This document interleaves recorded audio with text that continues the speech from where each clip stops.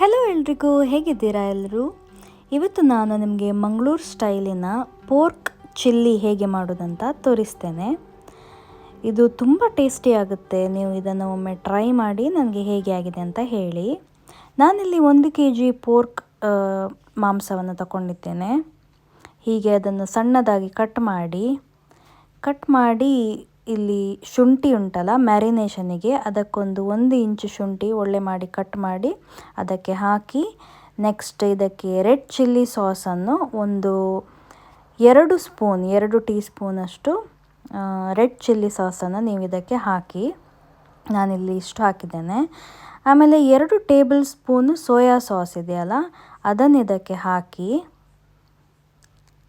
ಅದರ ನಂತರ ಅರ್ಧ ಚಮಚ ಕಾಶ್ಮೀರಿ ಚಿಲ್ಲಿ ಪೌಡ್ರ್ ನಾನಿಲ್ಲಿ ಯೂಸ್ ಮಾಡಿದ್ದೇನೆ, ಅದನ್ನು ಹಾಕಿ ಒಳ್ಳೆ ಮಾಡಿ ಇದನ್ನು ಒಮ್ಮೆ ಮಿಕ್ಸ್ ಮಾಡಿ.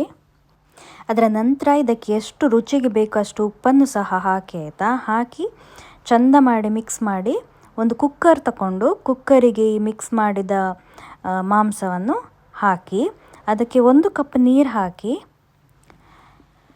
ಆಮೇಲೆ ಇದಕ್ಕೆ 3 ಲವಂಗವನ್ನು ಹಾಕಿ ಇದರ ಕುಕ್ಕರಿದ್ದು ಮುಚ್ಚಳ ಮುಚ್ಚಿ ನಾನಿಲ್ಲಿ 1 ವಿಸಿಲ್ ತೆಗಿತಿದ್ದೇನೆ. 1 ವಿಸಿಲ್ ತೆಗೆದ ಮೇಲೆ ಅದನ್ನು ಓಪನ್ ಮಾಡಿ. ಆಗ ಇದರ ಫ್ಯಾಟ್ ಇಲ್ಲ ನೀರು ಏನು ಬಿಡ್ತದೆ ನೋಡಿ, ಅದು ಚಂದ ಮಾಡಿ ಓಪನ್ ಆಗಿ ಇಟ್ಟು ಒಳ್ಳೆ ಅದೆಲ್ಲ ಡ್ರೈ ಆಗುವ ತನಕ ಇದನ್ನು ನೀವು ಓಪನ್ ಇಟ್ಟೆ ಚಂದ ಮಾಡಿ ಫ್ರೈ ಮಾಡಿ. ಆನಂತರ ನೀವು ಯಾವುದರಲ್ಲಿ ಇದು ಮಾಡ್ತೀರಿ ಚಿಲ್ಲಿ, ಇದು ಸಾಸ್ ಪ್ಯಾನ್ ತಗೊಂಡು ಅದಕ್ಕೆ ಒಂದು 3 ಚಮಚ ಎಣ್ಣೆ ಹಾಕ್ತಿದ್ದೇನೆ ನಾನಿಲ್ಲಿ. ನೀವು ಸಹ ಹಾಕಿ ಆ ಎಣ್ಣೆ ಒಳ್ಳೆ ಬಿಸಿ ಆಗಬೇಕು. ಬಿಸಿ ಆದಮೇಲೆ ಇದಕ್ಕೆ ನಾವು ಫಸ್ಟಿಗೆ ಸಣ್ಣದಾಗಿ ಹೆಚ್ಚಿಟ್ಟ ಬೆಳ್ಳುಳ್ಳಿಯನ್ನು ನಾನಿಲ್ಲಿ ಹಾಕ್ತಾ ಇದ್ದೇನೆ. ಅದನ್ನು ಸ್ವಲ್ಪ ಆಚೆ ಈಚೆ ಮಾಡಿದ ಮೇಲೆ ಇಲ್ಲಿ ಕ್ಯೂಬ್ಸ್ ಆಗಿ ಕಟ್ ಮಾಡಿದ ಈರುಳ್ಳಿಯನ್ನು ಸೇರಿಸ್ತಿದ್ದೇನೆ. ಅದನ್ನು ಸ್ವಲ್ಪ ದೊಡ್ಡವೇ ಕಟ್ ಮಾಡಿ. ಇದು ತುಂಬ ಫ್ರೈ ಆಗಲಿಕ್ಕಿಲ್ಲ, ಯಾಕಂದರೆ ಚಿಲ್ಲಿ ಮಾಡೋದ್ರಿಂದ ಇದು ಸ್ವಲ್ಪ ಕ್ರಿಸ್ಪಿ ಇದ್ರೇ ಒಳ್ಳೆ ಟೇಸ್ಟ್ ಬರ್ತದೆ. ಸೊ ಇದನ್ನು ತುಂಬ ಫ್ರೈ ಮಾಡಬೇಡಿ, ಒಂದು 2 ನಿಮಿಷ ಒಳ್ಳೆ ಮಾಡಿ ಫ್ರೈ ಮಾಡಿ. 2 ನಿಮಿಷವೇ ಸಾಕು. ಅದರ ನಂತರ ನಾನಿಲ್ಲಿ ನೆಕ್ಸ್ಟ್ ಒಂದು ಫುಲ್ ದೊಣ್ಣೆ ಮೆಣಸು ಇಲ್ಲ ಕ್ಯಾಪ್ಸಿಕಮ್ ಏನು ಹೇಳ್ತಾರೆ, ಅದನ್ನು ಸಹ ಸ್ವಲ್ಪ ಇಲ್ಲಿ ದೊಡ್ಡದಾಗಿ ಕಟ್ ಮಾಡಿಕೊಂಡು ಅದಕ್ಕೆ ಮಿಕ್ಸ್ ಮಾಡಿ. ಅದು ಸಹ ಹಾಗೆ ತುಂಬ ಫ್ರೈ ಮಾಡಲಿಕ್ಕಿಲ್ಲ, ಅದು ಕ್ರಿಸ್ಪಾಗೇ ಇರಬೇಕು. ಅದನ್ನು ಕೂಡ ಒಂದು 2 ನಿಮಿಷ ಒಳ್ಳೆ ಮಾಡಿ ಫ್ರೈ ಮಾಡಿ ಅದಕ್ಕೊಂದು 2 ಹಸಿಮೆಣಸಿನಕಾಯಿ ಹಾಕ್ತಾ ಇದ್ದೇನೆ. ಅದನ್ನು ಕೂಡ ಹಾಕಿ ಚಂದ ಮಾಡಿ ಮಿಕ್ಸ್ ಮಾಡಿ, ಸ್ವಲ್ಪ ಉಪ್ಪು ಸಹ ಆ್ಯಡ್ ಮಾಡಿ. ಅದರ ನಂತರ ಇಲ್ಲಿ ನಾನು ಪುನಃ 2 ಸ್ಪೂನು ಸೋಯಾ ಸಾಸನ್ನು ಹಾಕ್ತಾ ಇದ್ದೇನೆ. ಅದರ ನಂತರ ಇಲ್ಲಿ 1 ಸ್ಪೂನು ಚಿಲ್ಲಿ ಸಾಸನ್ನು ಹಾಕ್ತಿದ್ದೇನೆ.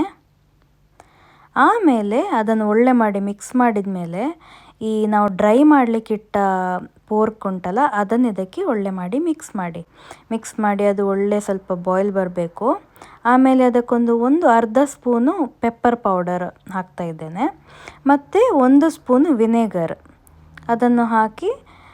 ನೆಕ್ಸ್ಟ್ ಇಲ್ಲಿ ಟೇಸ್ಟಿಗೋಸ್ಕರ ಏನು ಹಾಕ್ತಾ ಇದ್ದೇನೆ ಅಂದರೆ, ನಾನು ಇಲ್ಲಿ ಒಂದು 1/4 ಚಮಚ ಸಕ್ಕರೆ ಅಷ್ಟೇ, ನೀವು ಬೇಡ ಅಂದರೆ ಸ್ಕಿಪ್ ಮಾಡ್ಬೋದು. 1/4 ಚಮಚದಲ್ಲಿ ನಾನು ಸಕ್ಕರೆ ಹಾಕಿ ಒಳ್ಳೆ ಮಾಡಿ ಮಿಕ್ಸ್ ಮಾಡ್ತೇನೆ. ಅದು ಒಳ್ಳೆ ಅದಕ್ಕೆ ಬಾಯ್ಲ್ ಬಂದ ಮೇಲೆ ನಮ್ಮ ರುಚಿಯಾದ ಮಂಗಳೂರು ಸ್ಟೈಲಿನ ಪೋರ್ಕ್ ಚಿಲ್ಲಿ ರೆಡಿ ಆಗುತ್ತೆ.